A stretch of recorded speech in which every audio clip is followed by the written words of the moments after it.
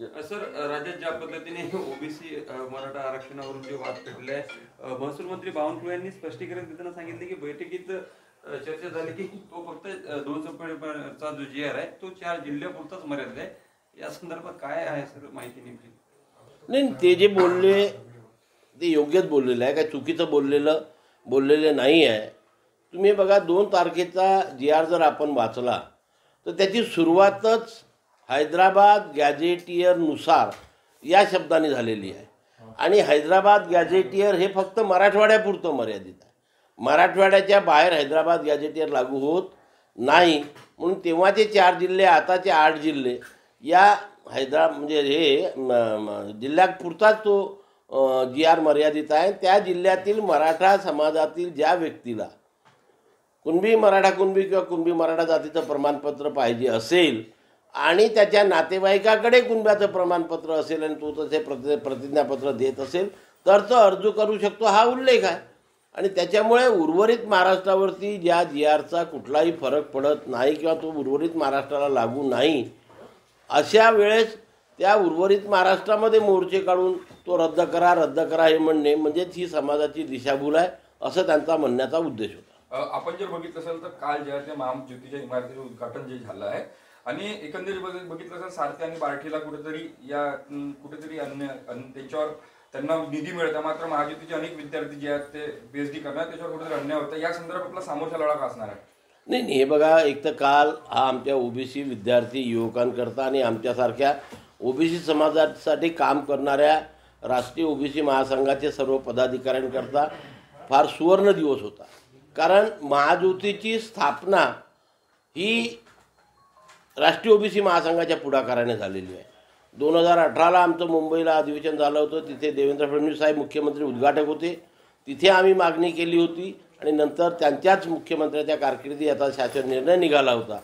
नंतर त्यांचं सरकार गेलं, महाविकास आघाडी सरकार आलं आणि वडेट्टीवार साहेब ओबीसी मंत्री झाले.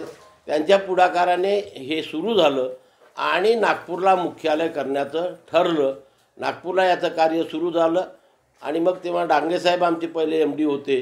त्यांच्या पुढाकाराने ही 70,000 स्क्वेअर फीट जागा या सिव्हिल लाईन्स येथे मिळाली आणि नंतर ज्या काही सरकारी प्रशासकीय कामं असतात ते पूर्ण झाली. आणि काल या 7 मजली प्रशासकीय इमारत आणि 12 मजली प्रशिक्षण केंद्राच्या इमारतीचं भूमिपूजन झालं. हा ओबीसी समाजाकरता फारच सुखदायक आनंदाची गोष्ट आहे. म्हणून कालचा दिवस हा ओबीसी समाजाच्या इतिहासामध्ये सुवर्ण अक्षराने लिहिला जाईल. आपण जर बघितलं असेल काल चंद्रशेखर बावनकुळे यांनी असं म्हटलंय की जे लोक राजकारण करतात, नौटंकी करतात ओबीसीला, त्याला कुठेतरी येणाऱ्या काळात मी जागा दाखवशा प्रकारचे त्यांनी मत व्यक्त केलेलं आहे. कसं बघते याकडे?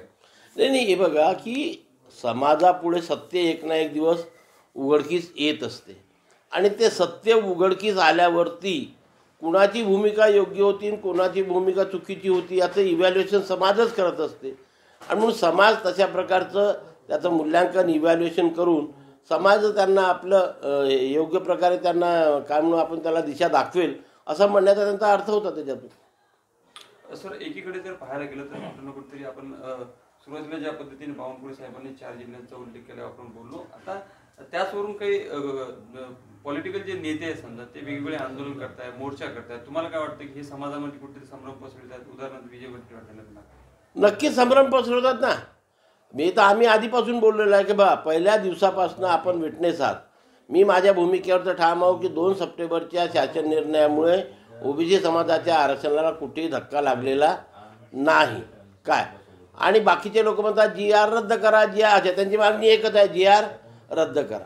आणि मी वारंवार आपल्याला सुद्धा काय म्हटलं आहे की GR असो किंवा नसो ओबीसीच्या आरक्षणाला काही धक्का लागणार नाही. आणि म्हणून त्यांनी मोर्चे काढले का नाही काढले का, मग आमची जी मागणी आहे किंवा आमचं जे समाधान आहे त्याच्यावरती काही फरक पडणार नाही. पण काढलेले मोर्चे हे योग्य होते की अयोग्य होते भविष्यामध्ये लवकरच लोकांच्या लक्षामध्ये येईल आणि सत्य परिस्थिती पुढे येईल. हे मोर्चे कशासाठी निघत असावे आगामी पालिका निवडणुकीसाठी?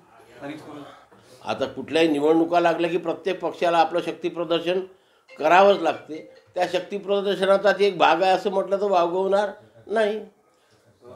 शेवटचा प्रश्न, ते ओबीसी सारथी बार्टी समान निधी वाटप बोलत नाही, हे बघा की आधी या सर्व संस्थांना स्वायत्ता होती, ती स्वायत्ता काढून बार्टी, सारथी, टार्टी आणि महाज्योती या संस्थेकरता समान धोरण राबविण्याचा सरकारने निर्णय घेतला आणि तेव्हापासून आम्ही याचा विरोध करतो आहे का की समान धोरण होऊ शकत नाही, कारण या चारही संस्थेच्या माध्यमातून लाभ घेणाऱ्या विद्यार्थ्यांची संख्या, मी लोकसंख्या नाही म्हणणार, लाभ घेणाऱ्या विद्यार्थ्यांची संख्या ही वेगवेगळी आहे. बार्टीमधनं 13% लोकांच्या विद्यार्थ्यांना लाभ मिळतो, टार्टीमधून 7%, सारथीमधून 10% आणि महाज्योतीतनं 32% समाजाला या योजनांचा लाभ मिळत असतो. आणि म्हणून अशा प्रकारे लोकसंख्या बाजूला राहू द्या, पण ज्या प्रमाणामध्ये आपण विविध समाजाला आरक्षण देतात त्या प्रमाणात ह्या विद्यार्थी संख्येचं आणि निधीचं वाटप करण्यात यावं ही आम्ही आग्रहाची मागणी धरून आहोत. मागच्या महिन्यातसुद्धा सरकारसोबत जी आमची चर्चा झाली त्या ठिकाणी हा मुद्दा आम्ही त्या ठिकाणी चर्चेला घेतला होता. त्याच्यावरती मंत्री महोदय सकारात्मक आहे, कालसुद्धा मी बोललो ते सकारात्मक आहे. दिवाळी झाल्यानंतर एक बैठक आमची मुंबईला होईल आणि समान धोरण हे रद्द होऊन कमीत कमी आरक्षणाच्या प्रमाणामध्ये निधी आणि विद्यार्थ्यांचं वाटप करण्यात येईल असा निर्णय सरकार लवकरच घेईल अशी मी अपेक्षा करतो.